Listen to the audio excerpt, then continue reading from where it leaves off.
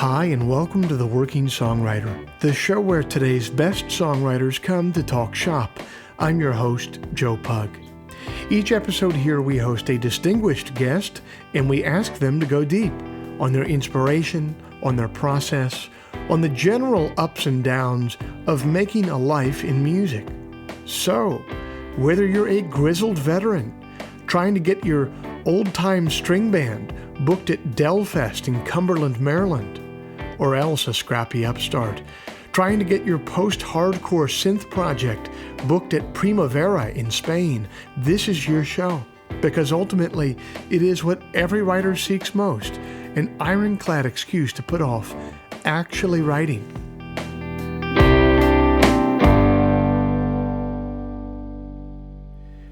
Hey everybody, it's the second Friday of March 2022, and I thank you for joining us.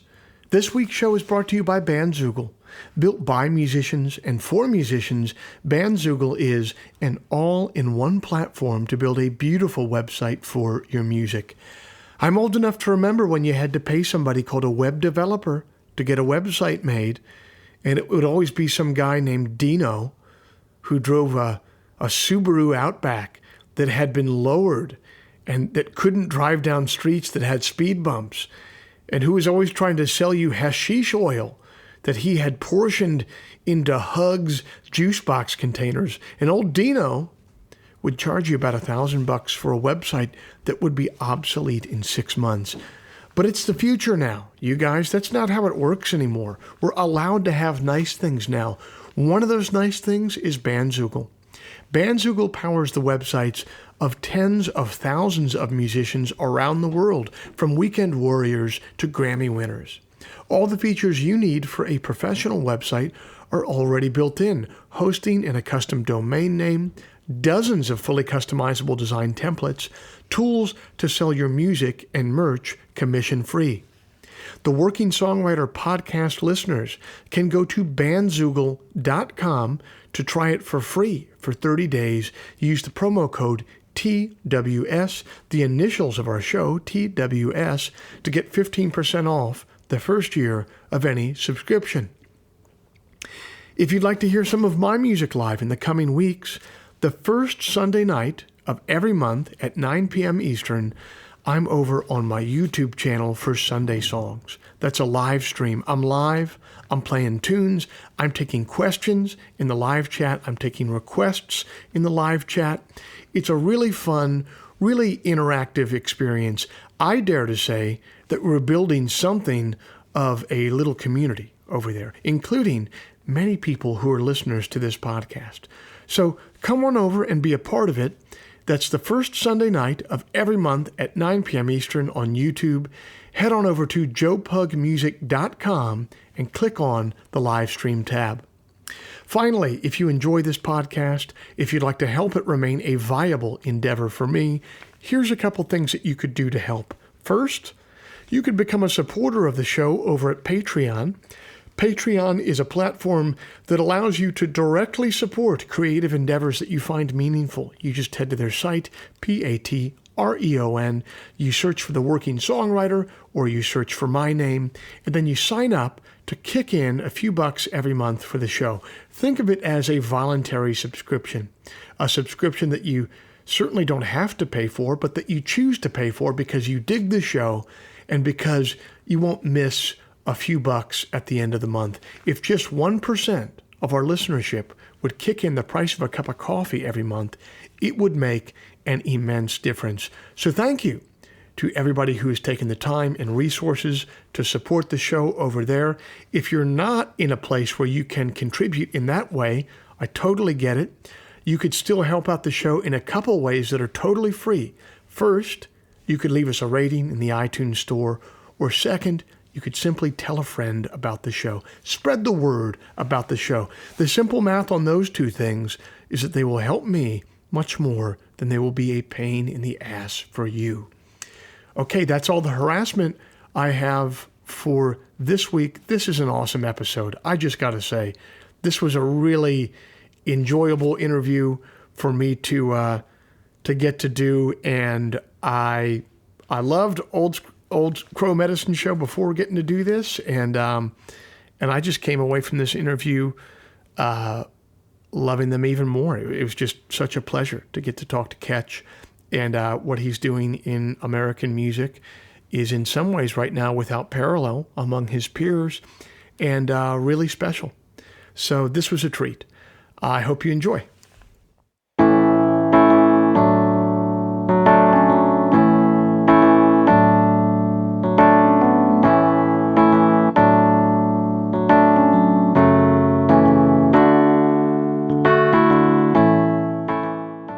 Our guest this month is the founder of one of America's most celebrated bands, whose iconic song, Wagon Wheel, has become a staple in the American songbook that is as ubiquitous as any Stephen Foster song. Old Crow Medicine Show formed at the turn of the century and caught their break when legendary bluegrass musician Doc Watson heard them busking outside of a pharmacy in Boone, North Carolina. Watson was so impressed with their sound that he invited them to play at Merlefest in the year 2000, and that opportunity sent them on the worldwide odyssey that they've been on ever since. They've recorded for Columbia, Network, and ATO Records. They've toured with Gillian Welch, Justin Townes Earle, the Avett Brothers, Mumford & Sons, and many, many others. They've won 2 Grammy Awards, a Country Music Television Award, and the Trailblazer Award from the Americana Music Association. They were made members of the Grand Ole Opry in 2013. Their song Wagon Wheel, which Ketch Secor co-authored with Bob Dylan, went platinum in 2013 and has been covered by a plethora of artists, including Darius Rucker, whose version of the song became a staple in the top 40. Ketch Secor, the group's founder, was kind enough to jump on the phone with me a few weeks ago to talk about their musical journey so far.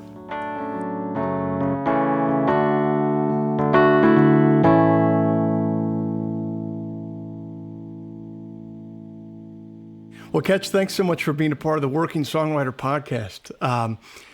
Look, these days, if a teenager expresses interest in playing in a string band, it's probably due to the influence of Old Crow Medicine Show. So my question is, what influence were you under when you founded that group just as a teenager yourself?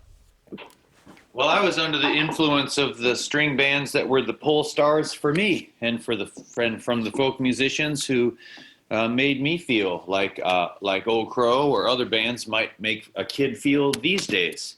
And those were performers like John Hartford, or Pete Seeger, or, Phil Oakes, Tom Paxton, Bob Dylan, Malvina Reynolds. These were the folk singers of the 1960s. And then, as I became a teenager and sort of awoken to folk music, and then found the old-time string band music in New Hampshire from a banjo teacher up there named Ryan Thompson, who set me on the divergent path of old time instead of bluegrass music. From there, I found new pole stars that I hadn't grown up with. I grew up with listening to my parents' records, so that's why my first references are all 60s folk singers. But by the time I was 17 or so, then I was listening to Clark Kessinger records out of West Virginia, or I was listening to the Fuzzy Mountain String Band, or the Correct Tones, or other, 70s, kind of hippie versions of old time bands. I tended to like those an awful lot too. I guess when I realized that the fiddle was more important than the guitar in terms of being a rock star, was when I knew exactly what I was and wanted to be. That was sort of my loyalty oath. My flag in the moon was that realization. For someone who's more steeped in like the kind of singer-songwriter world, can you kind of define for me, what is the difference between folk music and old-time music to you? Well, you're a folk musician because you're a singer-songwriter world. I'm a folk musician because I play old-time music. Folk music bluegrass is folk music. Georgia Sea Island singing, shape note singing, polka of the Great Plains, Norteña down along the border, the fiddling of the Rio Grande Valley. All of that is folk music. The Waila music of the Tohono O'odham tribe, all of it's folk music. But old time music is another overarching and expansive term, which includes a lot of the different dialects of folk music. And old time is a term that comes from the very first attempts of the record companies to define folk music, and to do it for marketability. So sure. At the point of the earliest commodification of folk music becomes the beginning of the bins, the defining bins, of which I find myself now in one that I'd never even heard of when I was a kid, a bin called Americana. Right, and just another marketing term there. For you. I've heard you describe American music before in interviews as kind of like this big bang that happened when the banjo from Africa meets the fiddle from the British Sea Isles. Is that American music for you in general, or is that specifically old time? Yeah, I think that American popular music has one foot in Africa and one foot in Europe. But I've talked a lot with my indigenous friends in communities around the country, and they often object to that portrayal of an origin story. So, I've got a friend named Keith who's who's a great singer named Keith Secor. Y'all should listen to some Keith Secor music. He's wonderful. And Keith says that the native voices are a really elemental part of developing the scale that we think of as the tonalities of American music. So I don't want that to go unremarked either. I grew up in the American South, which felt very black, white, and brown, but primarily black and white, and those echoes. And so my understanding of the indigenous influence on American popular music is not known firsthand. I just haven't explored it enough. But I'd like to learn more about the ways that the great and terrible encounter of the 17th century, how that affects American music. I was just down in the Yucatan Peninsula, where it's so where the indigenous saga is so present, and it's such a powerful juxtaposition from living in Nashville, where you got to look underneath the Walmart parking lot to find evidence. So when you start playing, this teacher kind of turns you on away from the singer-songwriter records of your folks, kind of turns you more onto the string band stuff. You say the fiddle begins to be the defining difference between a folk singer and a rock star almost to you. You start playing that seriously. When did that become serious for you? When did it go from something that was going to be a hobby and very fun for you to something akin to a career one day? I mean, was that immediate, or did that take a long time? Yeah, I mean, I wanted to be a performer before I knew how to make music, and it's just so that music was a quicker step towards getting to be a performer than any of the other performance tricks that I knew as a kid. I was in plays, and I thought that might be the pathway for me, that I'd be an actor. And I was really involved in church, so I thought maybe I'd be a preacher. I knew it, but regardless of it, I knew at a really young age that I wanted to stand in front of people and collect their voices in my ears and say something smart to them, and hopefully funny too. Right. It's funny that you landed on fiddle. I saw a show once. There's a guy from upstate New York called Dick Solberg, the Sun Mountain Fiddler, and I watched him just with the fiddle play about a 75-minute show, and it's exactly what you talked about there. It was obviously music with the fiddle, but he was also telling stories. There was a lot of comedy in it. Something about the fiddle is different than the guitar in that sense that you can kind of carry on a whole show solo. Yeah, it's a drone. It's because of the drone. The drone is where the magic is. That's what I like about punk rock is that the drone is back.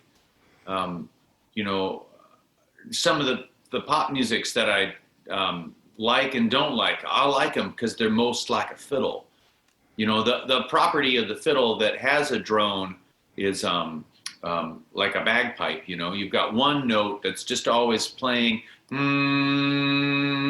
Even though you might be going all around the note, you still hear and it makes it all feel so full. Well, the banjo does it in its own way because the banjo came out of Africa with this revolutionary design. It afforded a drone string, a thumb string that would be plucked the whole time that you were playing. And in this case, the drone string was the drum. It's a rhythm piece. The banjo is this amazing expression of both melody and rhythm at the same time. The fiddle can do it a little bit with the bow stroke, but it's hard to pick an instrument that can do more, that can bring together two more, distinct pieces of the pie than the banjo. What is that drone, both from punk music, from the rhythmic banjo, from the fiddle, what sort of element in common is that adding to all those musics? Is it an emotionality? Is it a consistency? Like, what, in your opinion, is that adding to music? It's the prayer. It's the So if you got that drone, you know that it's a incantation, a summons. And that's where music is its most powerful. And I think that pop music can do this too. And you can also put the drone in your own way, hum along and you're the drone. So it can be prayerful music to you and not sound like prayerful music to anybody else. But the drone is the great that's the prayer. What is some of the pop music that you think achieves that the best? Well, I think that Megan Thee Stallion can do it, and Tom Petty can do it. I think that it's really a matter of what strikes your heart. So, I wouldn't want to say what's effective and what's not because it's so subject to your own experience. Somebody can listen to a pop record by, Doja Cat and feel the same way that I felt seeing John Specker play solo fiddle when I was 16 and had a big flowing beard and made me think, well, I want a big flowing beard and I want to play the fiddle because that guy looks like he's going to get drunk after this show and I want to get drunk too. Amen to that. Well, speaking of getting drunk after the show, so you famously moved down from New England and you start Old Crow and you guys are living in Boone, North Carolina before you get discovered by Doc Watson. What did those initial years, or maybe it was just months, look like before that discovery happens? Like, what did your days look like? Oh, well, we were really, kind of doing when I was a kid, I was really into Henry David Thoreau. I thought he was really, really important. I got my ashes on for Ash Wednesday. It's not because I'm fixing the vacuum cleaner, although that I do that too. So anyway, I think about old Whitman. No, wait, we weren't talking about Whitman. We were talking about Thoreau. About old HD. And he had a quote that I first heard when I think I was about 11 at summer camp, because in my summer camp we were doing some of the journeys that he had taken in the state of Maine by canoe.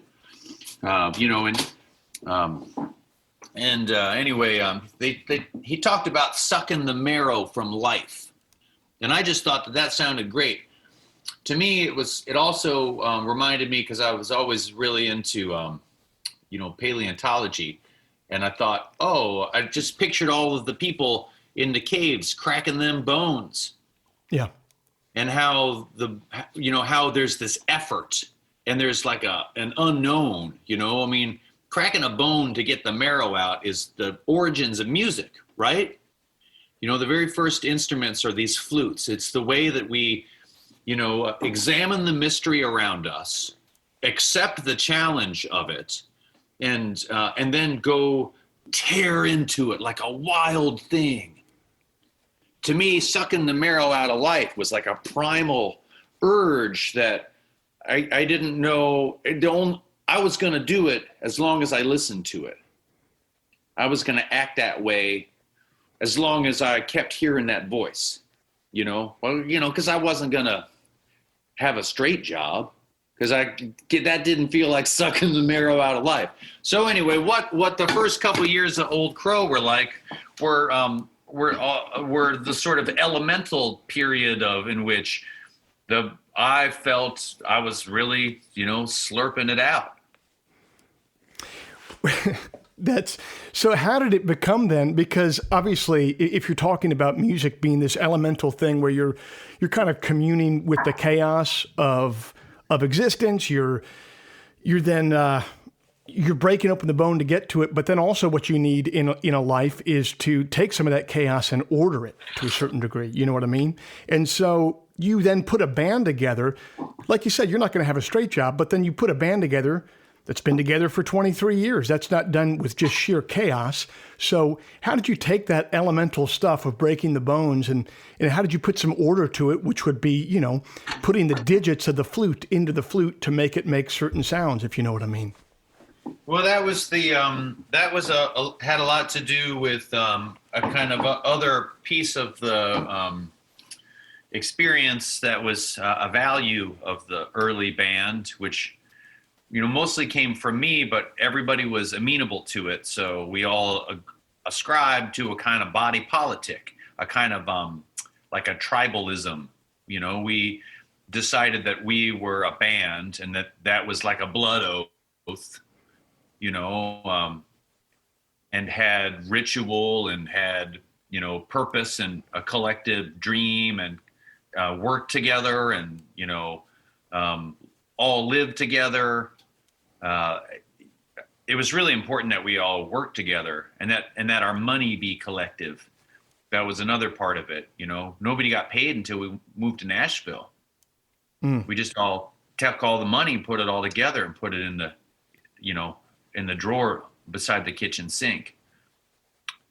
So those were that was kind of a tenet of the band. And then as far as what I think you're asking me about, which goes back to the commodification of music, which happens when the record companies realized that they could make a profit on commercial recordings. For us, starting as buskers, which is what I, first did when I was, much younger than Old Crow, played on the street corner. It was a commodity. So even though it was really spiritual and full of deep held convictions, it was a hustle, and it still is. That's I used to busk when I was a kid, and I just think it's so important for musicians to try that, because like you said, it makes you realize that there's nothing wrong with it being a hustle, because you're going to have to eat lunch somehow, and you don't want to go home with no money, and I don't think it takes away from the spirituality of it whatsoever. Even at church, they have to pass the collection plate. You know what I mean? Oh yeah, I think it's a lot more of a true Vine experience than, getting yourself an Instagram handle and a bunch of followers. No, man, you're right. You're one step up from begging. You're groveling. You're there, prostrate before the Lord. It's like, it's a temple of rock and roll when you're on the curb, and it's a bloodletting. Can you describe the story? I'm going to ask you to describe a couple stories that you've explained, I'm sure, a million times, but we'll try to get to some new parts of them. You're busking on the street, and Doc Watson comes by, sees you guys playing, and basically plucks you out of the gaping maw of obscurity at that time and sets you on the path that you are now. How do you even conceptualize that now as an adult? I mean, you've been around the business long enough to know that that's just such an unusual way for things to happen. Like, what did that feel like at the time, and how do you conceptualize it now that, you're an adult that, makes the living for himself and his family on the same journey that you were put on in that moment?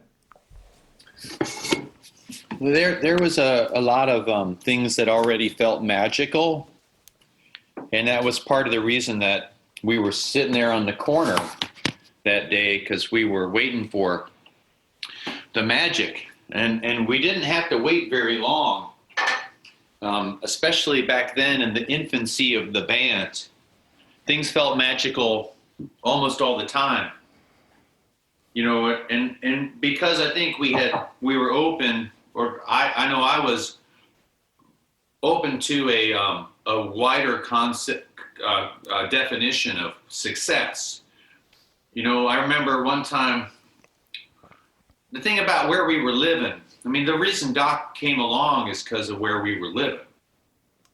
We tried real hard to pick a good spot to live. We went out on 2 separate weeks for about a week at a time each time, just looking for a place to call home. And we went to some really obscure places, all in the Southern Highlands, all through Southwest Virginia, all in coal towns, all a bunch in East Tennessee, and then all around Western North Carolina too.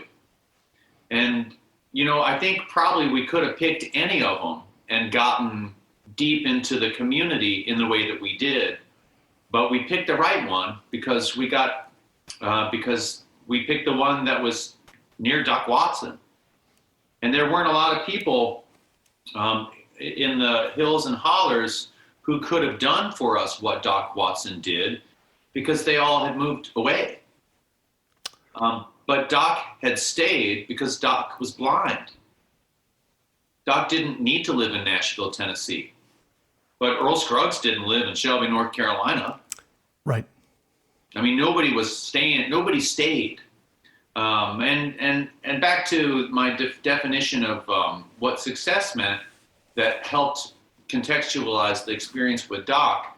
I remember one time, as an example, calling up an old lady and asking for a squirrel gravy recipe, and her calling another lady, and then both calling me back up with competing squirrel gravy recipes, and kind of like really trying to push me to make their gravy.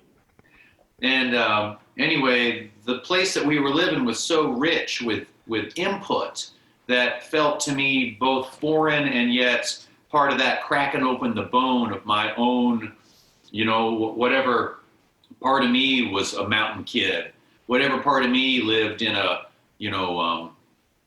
was still in touch with whatever my ancestors did that was anything like these folks. I was, of the members of Old Crow, I was probably the one who was furthest removed in my childhood from the trappings of the life that we sought out to make in this period of time that we met Doc Watson. It's funny what you're describing there, though. It is the diametric opposite of, you were joking earlier about, it's different than just starting an Instagram account. And one thing that is very interesting about Instagram is it's immediately like this global internet culture, whereas what you're talking about here is just such a local and parochial niche culture, genuine American culture. What do you think that adds to music? What do you think and also, how does that limit music when you're working in a vernacular like that, when you're working in such a specific culture? What do you think that adds to music that you write and you perform? It's the it's the prayer, it's the desperation It's the music as salvation, and it's hard to live in a time now where I would say almost all of the current contributors to American popular music are out of touch with the elemental folk lifeway that created the music that they play.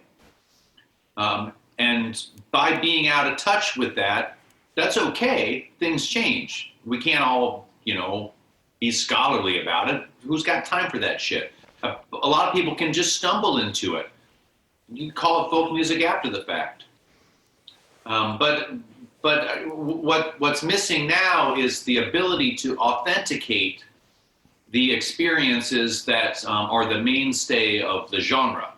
For example, I was at the Country Music Hall of Fame one time, and Charlie Daniels was being honored. And Charlie grew up in a community in the sand hills of southeasternmost North Carolina, where they grow the what's that carnivorous plant again? Venus flytrap? Yeah, it's the only place on earth where the Venus flytrap grows, about 20 miles from Charlie Daniels' hometown.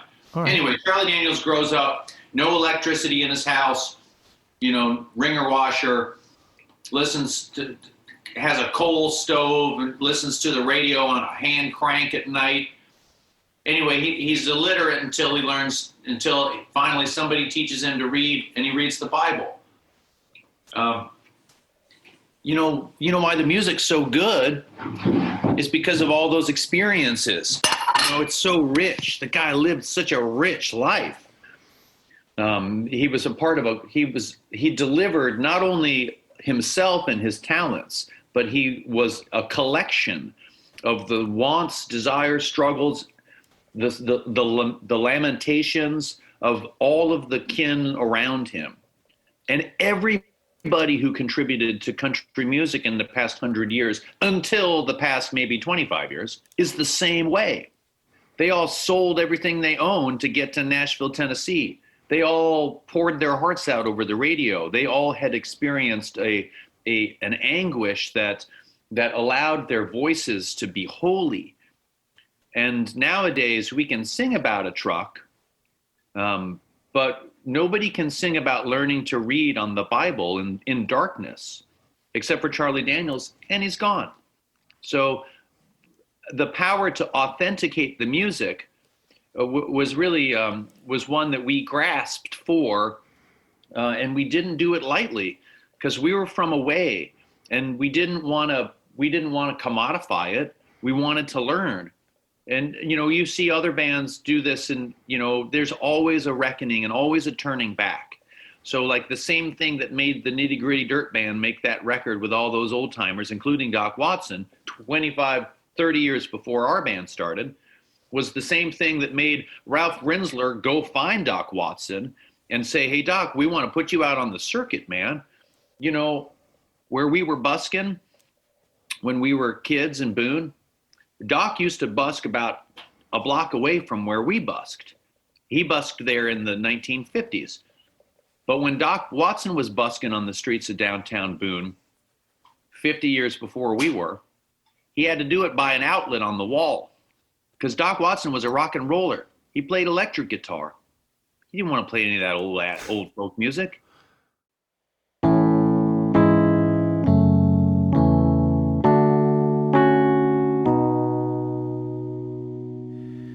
Getting better at your instrument is an essential part of being a songwriter.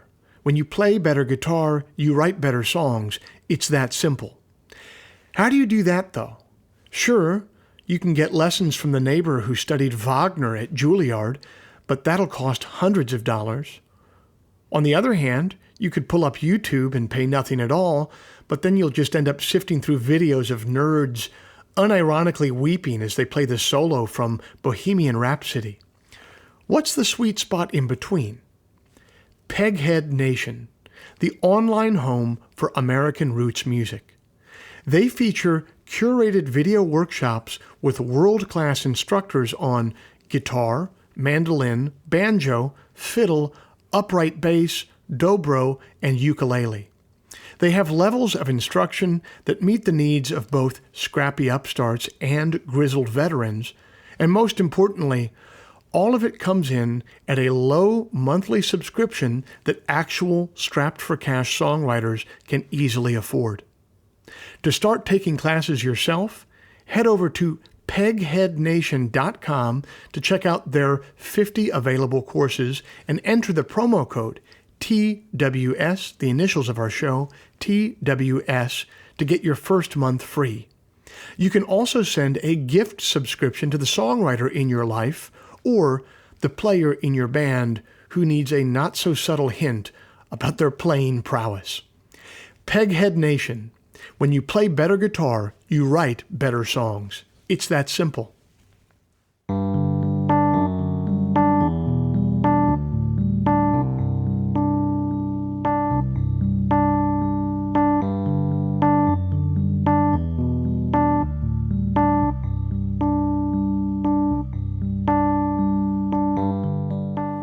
It sounds like Ketch has had a vision for what kind of life he wanted to live from a very young age.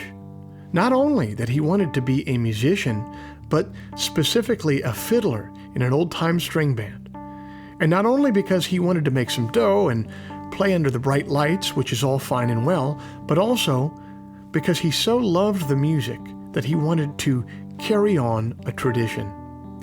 That unorthodox mix of radical self-determination and staunch traditionalism is uniquely American, which is why maybe he felt a kinship with Henry David Thoreau, who was also determined to live a fiercely meaningful life. And there's a poem Thoreau wrote that sums up this whole ethos. It's entitled, "I'm thankful that my life doth not deceive." I'm thankful that my life doth not deceive itself with a low loftiness, half height, and think it soars when still it dips its way beneath the clouds on noiseless pinion like the crow or owl. But it doth know the full extent of its trivialness, compared with the splendid heights above. See how it waits to watch the mail come in, while hind its back the sun goes out perchance. And yet, their lumbering cart brings me no word, not one scrawled leaf such as my neighbors get to cheer them with the slight events forsooth, faint ups and downs of their far distant friends, and now 'tis past. What next? See the long train of teams wreathed in dust, their atmosphere. Shall I attend until the last is past? Else why these ears that hear the leader's bells, or eyes that link me in procession? But hark, the drowsy day has done its task. Far in yon hazy field where stands a barn, unanxious hens improve the sultry hour, and with their contented voice now brag their deed. A new laid egg. Now let the day decline. They'll lay another by tomorrow's sun.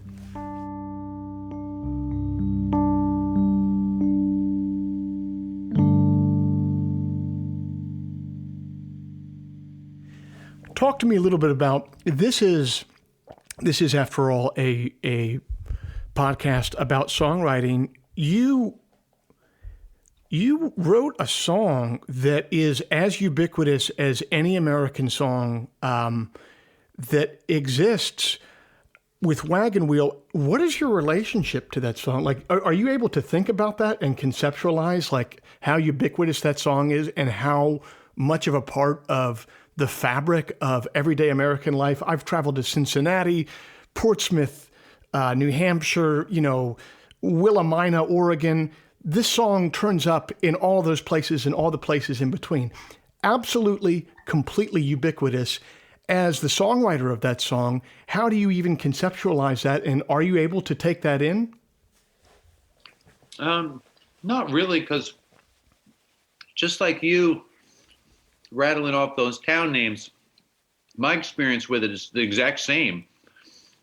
Like, I know I heard it in the alley the other day, and I heard it because I was coming out of this new Ethiopian restaurant where this councilwoman, Zulfat Sawara, was meeting me, and I heard Darius Rucker's version of it, and it delights me every time I hear it. Or somebody told me they heard it in Vietnam, in the town or no, they heard it. In Burma, in the town of Rangoon. It was a tourist group from that had come all the way from Kingsport, Tennessee, and they heard this guy singing Wagon Wheel in a bar in Rangoon. And I thought a lot about that. I thought, what would it be like to come from a faraway place and to come to Nashville and to hear a song from your village or town or country sung in Nashville, Tennessee, because that would be the same thing. Yes, but what's so unique about the song, obviously you mentioned Darius Rucker's version of it there, but it's the only time I can remember of a song that's a hit song that it's like the mainstream commodified version of it was actually riding the coattails of the grassroots version of it, because that song was not spread originally by Clear Channel Radio or something. It was spread by people at open mics all over the United States, feeling like they had to play the damn thing. So what is it? Did you feel that about the song when you first wrote it, or it was just a song that you dug and here we go, this should be a good one that people kind of like? No, when I wrote it, it was sort of like when we met Doc Watson on the street corner. You know, it was one of those, you know, holy coincidence type of things in which you might weep afterwards because you feel you're scared for the perception of the burden of the goodness that you now have to carry because of the gift. And then after I wrote that one, I probably wrote, 8 lousy songs in a row, maybe 80. But I knew right away that one was a keeper, and more than a keeper. I knew I'd be singing it my whole life. It's hard to imagine its ubiquity because, it's just the song that we sing, and I sing it at, I'm not at all the funerals that it gets sung at, but when I hear about them, I know that it was there, and I know that a little part of the gift that I received in having it got shared. One time I heard about it on NPR being sung at the funeral of a soldier named Levi Barnard from the North Carolina Air National Guard. He had died in Iraq in 2000 and maybe 10 or something, and he loved Wagon Wheel, and they buried him to it. And when I heard that story on NPR, I wrote their family a bunch of letters, and then I wrote a couple of songs. I got a couple of songs out of that. The first one was a song I wrote called Levi, and I played it for him, for his family. And, people liked that song, and it was just more of the fruit of Wagon Wheel was this next song. Well, then they came up to me one time at a concert, and they handed me this bullet, this casing.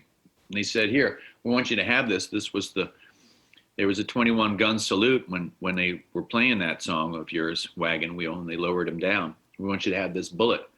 Well, then I wrote a song about that called Dearly Departed Friend. So, Wagon Wheel has been a song that has allowed the possibility of Old Crow Medicine Show to do things that it never coulda, shoulda done, and has been an opportunity, has resulted in a chance for me to get to do all the things that I always wanted to do, which are all shades of Rock Me Mama Like a Wagon Wheel, because that's folk music, That's just me trying to do the best with a Dylan song. I saw Jacob one time, and he said, "What's up with Wagon Wheel?" And I said, "Do you think your dad's heard it?" And he said, "I don't know what that guy listens to." And then he asked me, when did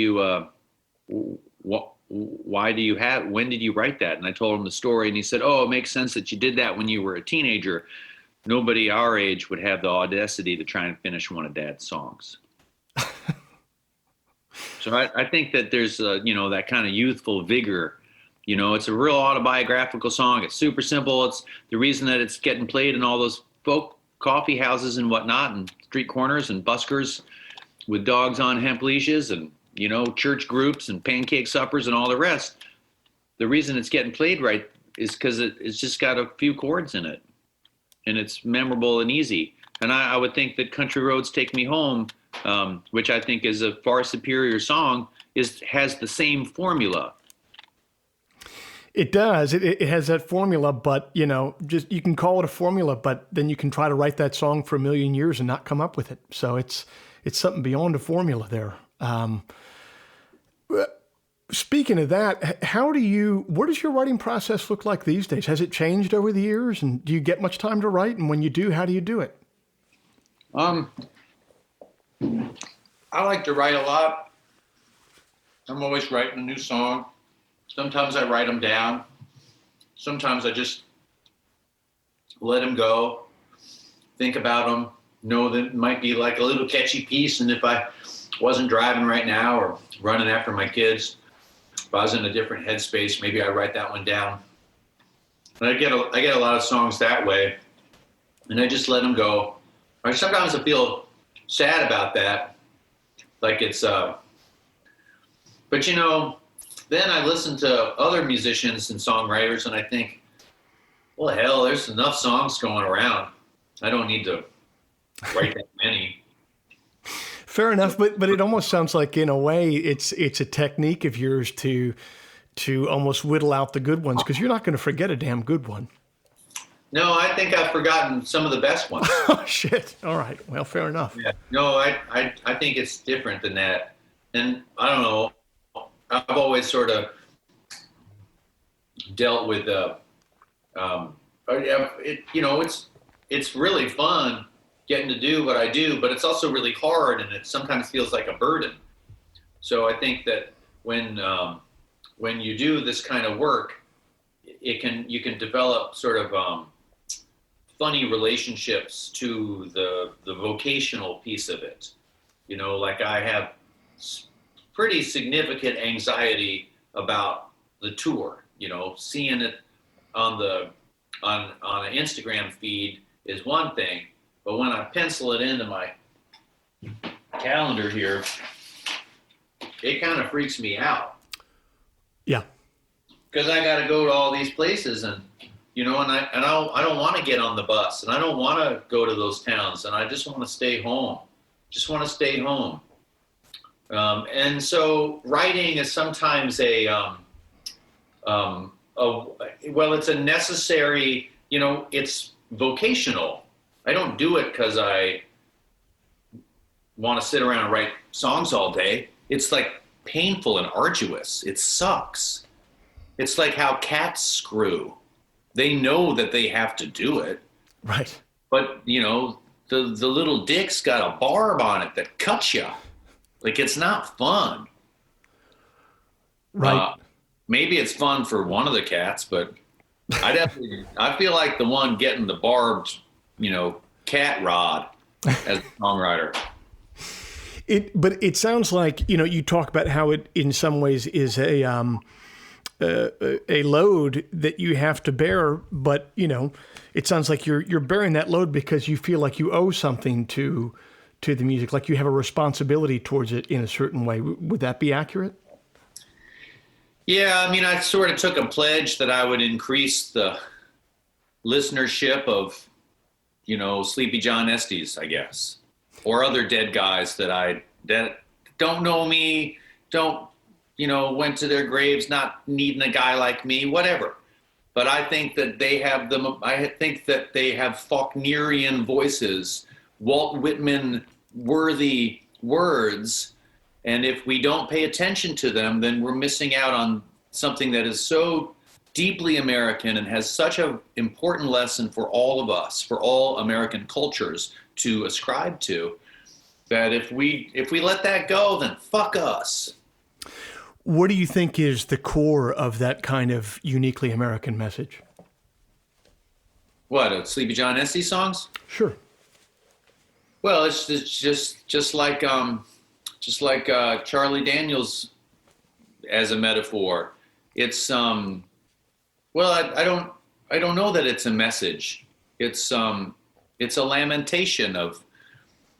It's the distillation of hope and faith and hardship and pain. You know, there's war and slavery, human bondage is in this music. Genocide is in this music. You know, these sounds, these American sounds, come from from our history, and what we mean to the world as a society is so important. You know, if anyone's, you know, what are they blasting down in the bunkers in Ukraine? You know, they're blasting music informed by American popular culture. I mean, we're, you know, they don't got the Liberty Bell in Kyiv. They got it in damn Philly. And they got it in damn Philly for a reason. It's a city of brotherly love for a reason. And so to let all that molder, that mythology, it would be a shame.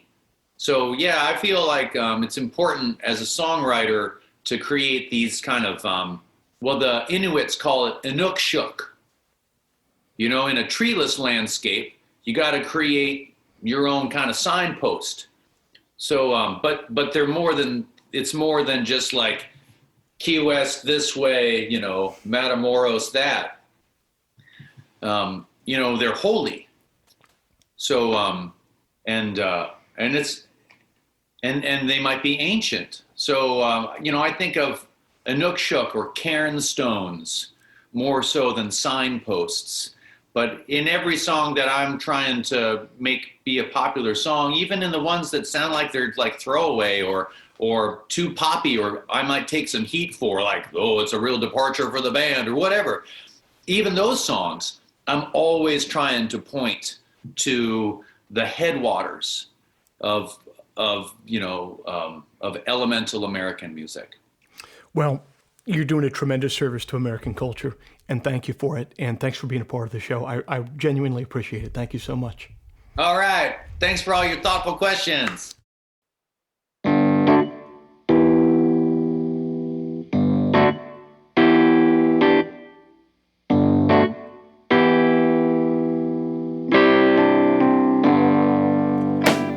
This week's show is brought to you by Bandzoogle. Built by musicians and for musicians, Bandzoogle is an all-in-one platform to build a beautiful website for your music. Use promo code TWS, the initials of our podcast, TWS, to get 15% off the first year of any subscription. Old Crow Medicine Show's forthcoming album is entitled Paint This Town, available everywhere music is sold or streamed on April 22nd. The new single of the same name is out now. If before we meet again you sit down to write, please remember, an expensive drug habit is not a song, a compelling Instagram account is not a song, and most importantly, reverb is not a song. So let all that take care of itself, and for you, just keep your eye on the song.